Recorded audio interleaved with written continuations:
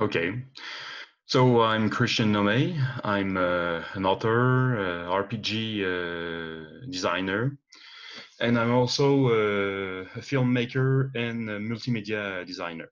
So I have a lot of different hats.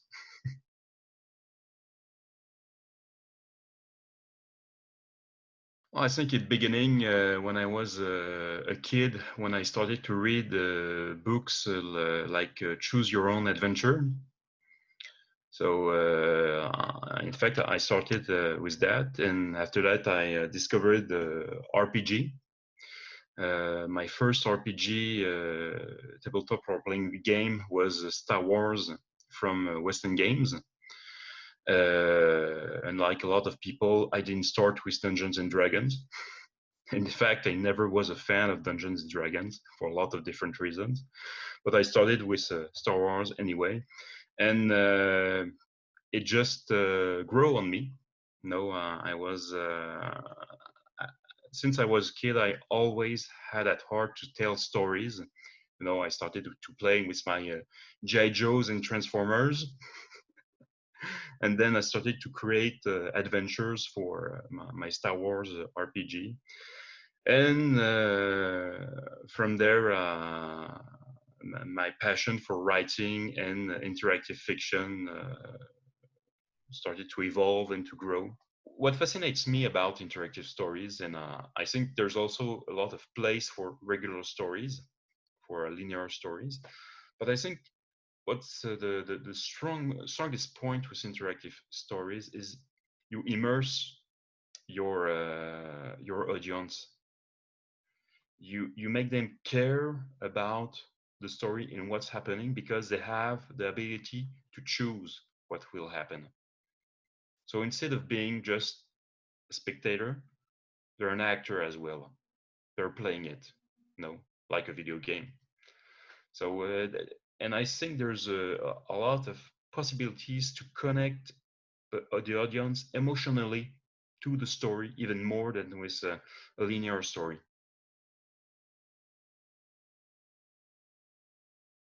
It's the ability to reunite people and to let them experience something together. Like unlike board games where most of them are competitive, role-playing games are about collaboration. You know, you work together to beat a challenge, to keep moving on, to discover new things, to create bonds between the characters and even the players. Something that can, reunite people, help to be tolerant, to accept each other, no matter our differences. I think it's something that really cool that can unite people together.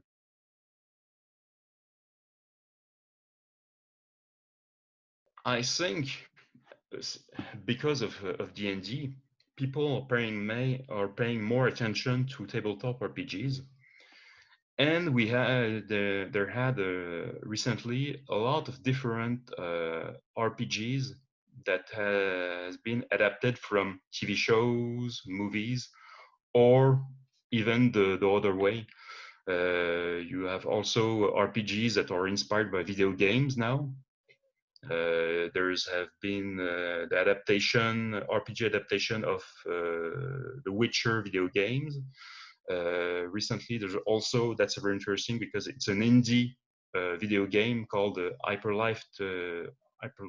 Hyperlife Drifter, and it has been adapted into a tabletop RPG that had a Kickstarter campaign. You have the TV show on Amazon Prime, Carnival Row, that has been adapted into a free RPG. So there are more and more example of that kind of crossover between movies, TV shows, video games, and tabletop RPGs. I think it's a great way for people who are into RPGs to discover other media like a specific movie or video game, but it's also interesting for people who play these video games or watch TV show to discover tabletop RPGs, and even they have the ability to expand the story, instead of just watching it, to have the chance to play a character in their favorite video game or TV show, and live the experience themselves. So I think it's a win-win for both parties.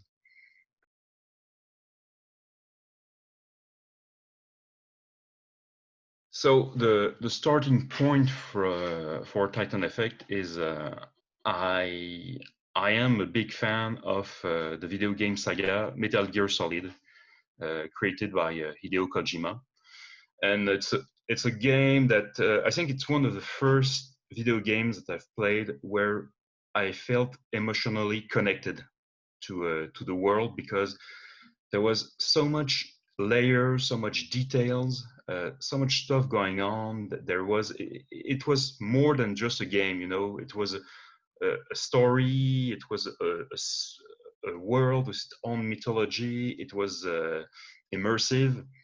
So I think that's really the game that grew on me and inspired me for Titan Effect, because for years I had Metal Gear Solid in mind, and I wanted to. I even tried to adapt it in with different RPGs.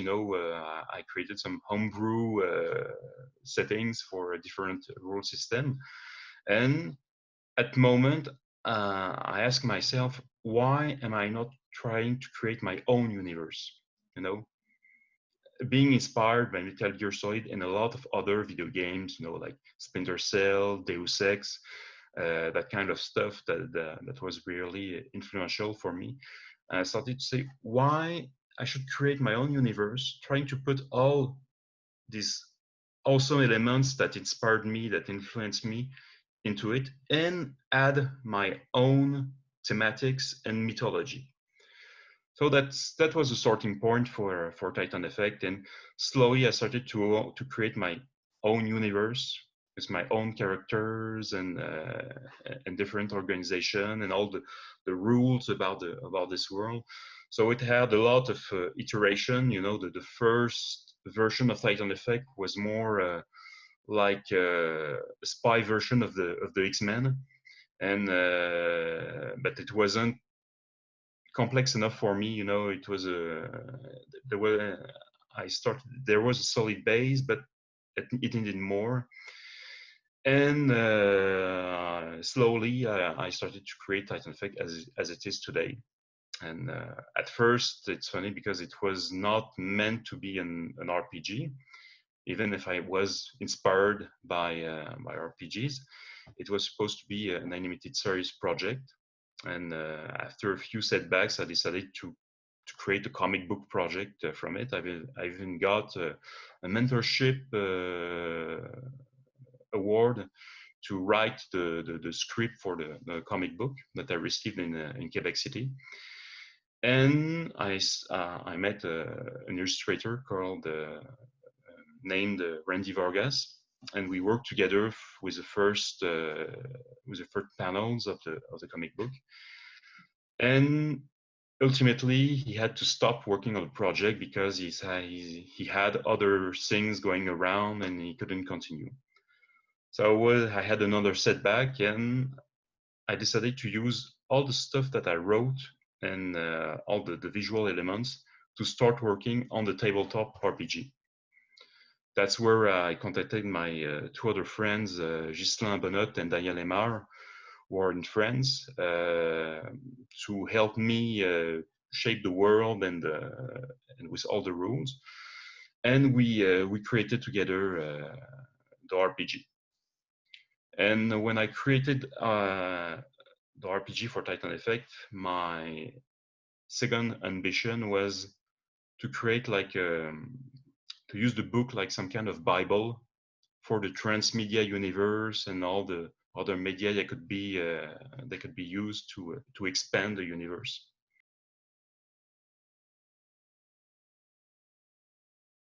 It takes place in alternate reality, so it's like our world but stranger, more dangerous, and regular people aren't aware of what's really going on. You know, people feel that the world is getting stranger every day, but they don't know why or how. And in this world, you have some kind of secret war going on between different factions. So you have it's a world where there are people gifted with psychic abilities that exist since the dawn of humanity. And there's some factions want to control these psychics. Other factions want to destroy them.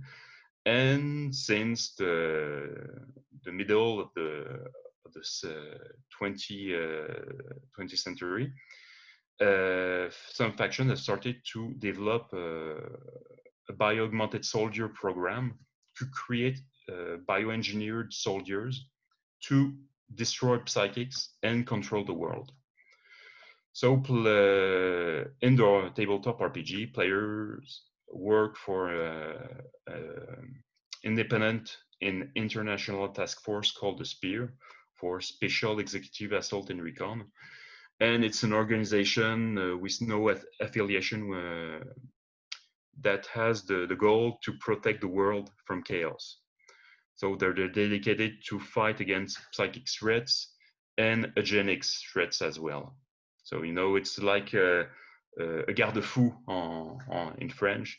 They're trying to avoid a major catastrophe, but they're outnumbered. The other factions are more powerful. They have more resources. So each day it becomes more difficult for the SPEAR agents and operatives to work and to try to prevent a catastrophe. So it's and as any spy thriller, you know, there's a lot of double crossing. There's a lot of paranoia. There's some point you don't know who you can really trust. Even the SPEAR has some skeletons in the closet. So the major characters and the players discover from time to time that there are some stuff that the SPEAR has done in its history to keep fighting and to be on top of the food chain, if I would say. And there's an interesting dilemma, because one of the thematics of Titan Effect is trying to save the world without losing your soul. You know, try to save the world without becoming what you fight.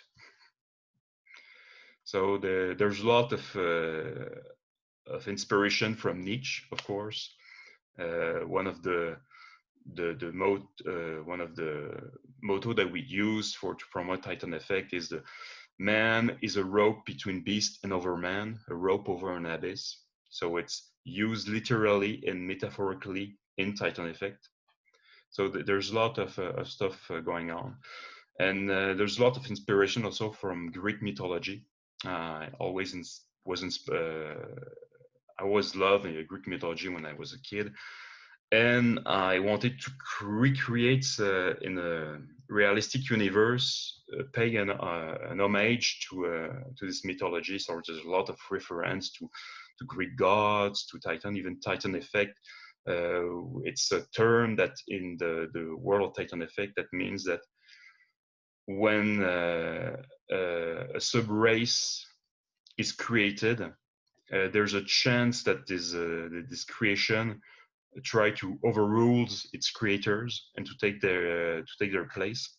So it's like a sword of Damocles pending over the shoulder of everyone. So it's that's Titan Effect in a nutshell.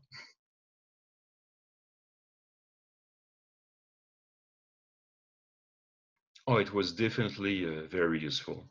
I had a good start, you know, and I would say for a guy like me who had we didn't have any previous credits. I didn't work on significant project before. It was like my first book, my first notable project, and people felt very intrigued by the universe and wanted to know more. So we had like first 2 days managed to finance 25%, which is decent for a project like this one.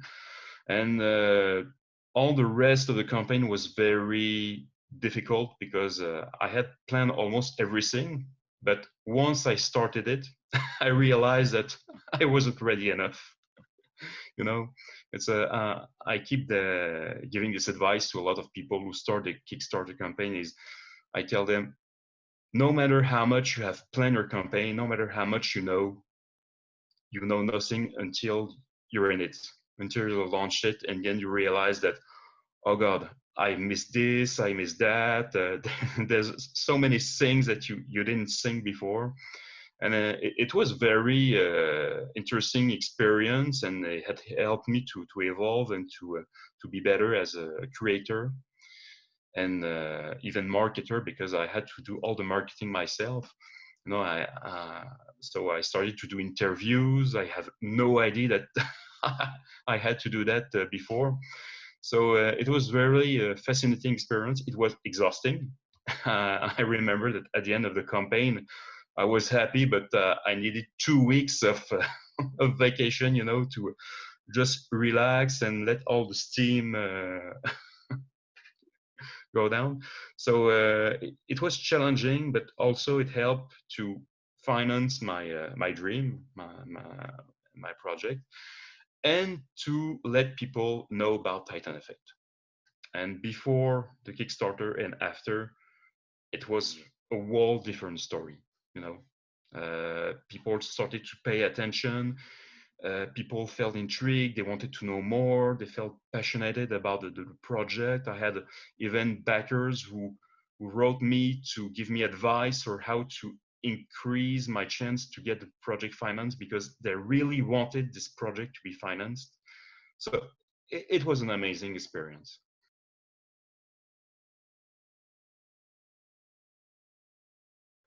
Titan Effect and SSN, it's for Secret Story Network.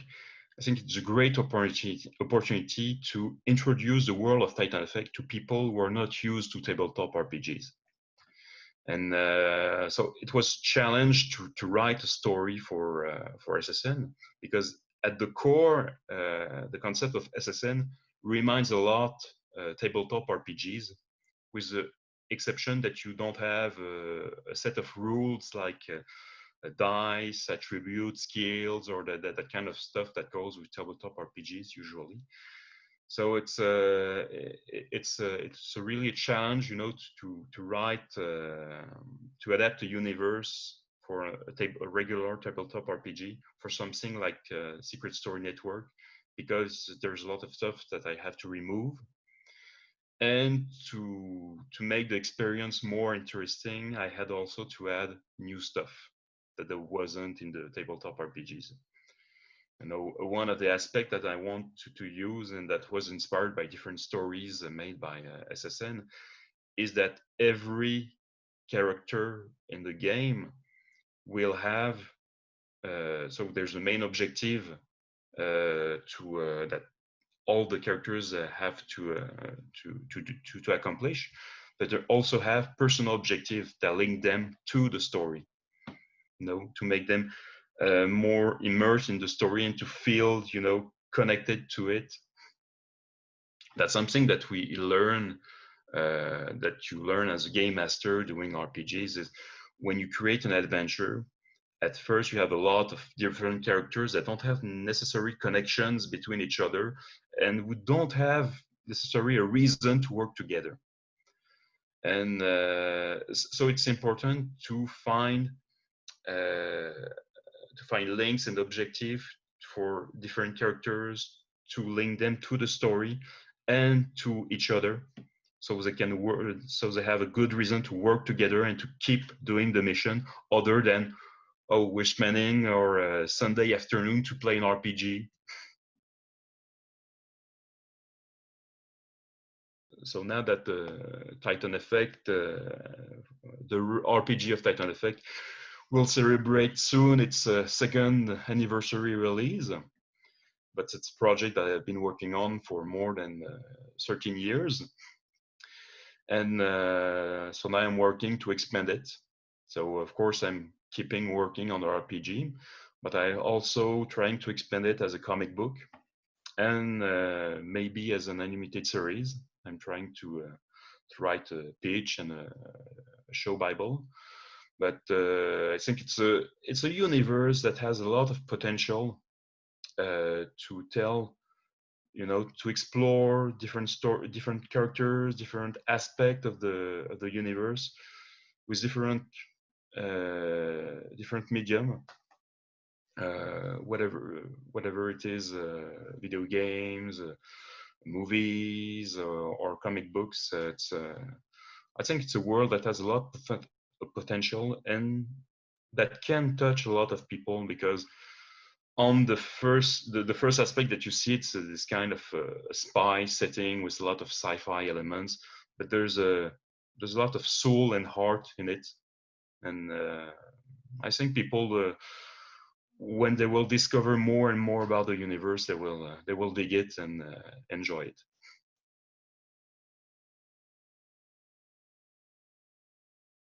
The two video games that I started to play lately was Disco Elysium, which is a point-and-click RPG video game, which is absolutely amazing and fascinating, because it's unlike the universe is just plain crazy. It's you have the feeling that you're on LSD all the long that you play. There's so much stuff going on. The character is like a great cop detective that has amnesia. He doesn't remember a thing. That you meet characters in the game where you say, people talk about what you did last night, and you say, I have no memory of that, and you try to be credible as a cop while being completely nuts, because you start to talk about communism or feminism or a lot of stuff. It's just crazy, and it's an experience like any other. So it's something that I recommend a lot. And the other one that I play, that's more traditional, but that's also fantastic, is Ghost of Tsushima on the PS4, made by Sucker Punch. And at first I was curious, because it's a Western studio making a video game about feudal Japan. So I'm a huge fan of Japanese culture and history, and Japanese movies, especially Kurosawa. So I was a bit anxious, and when I started to playing it, I was amazed. The the dedication of the developers to create a realistic feudal Japan is just fantastic. So much. It's a game that has a soul. It's brutal, beautiful, and poetic at the same time. It's difficult to explain, because there's a lot of they respected all the symbolism of Japanese culture, especially at that time. Their reference to spirits of the forest, to kamis. You can write haiku, that are Japanese short poems. So it's really it's really curious, to just do a mission when you slay dozens of Mongols, and right after you write a haiku in front of a lake. So it's no, it's really a great experience.